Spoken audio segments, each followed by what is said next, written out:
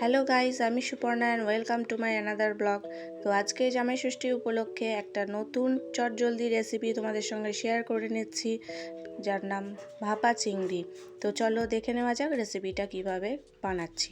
তো এখানে প্রথমে আমি সর্ষে আর পোস্ত আর কাঁচা লঙ্কা বেটে নিয়েছিলাম। তো একটা স্টিলের টিফিন কৌটোর মধ্যে আমি প্রথমে টিফিন কৌটোর গায়ে তেল মাখিয়ে তারপরে এই বাটাটা দিয়ে, যেটা বেটে রেখেছিলাম সর্ষে পোস্ত কাঁচা লঙ্কা বাটা দিয়ে, তার মধ্যে চিংড়ি মাছগুলোকে দিয়ে নিলাম। তারপর তার মধ্যে একটু নুন, সামান্য একটু হলুদ গুঁড়ো আর সামান্য একটু কাশ্মীরি লঙ্কার গুঁড়ো দিয়ে দিয়েছিলাম। কাশ্মীরি লঙ্কার গুঁড়োটা অপশনাল, তোমরা দিতেও পারো নাও দিতে পারো। তো তারপরে কাঁচা লঙ্কা, একটুখানি টমেটো আর একটুখানি ধনেপাতা দিয়ে ভালো করে আমি পুরোটাকে মিক্স করে নিলাম।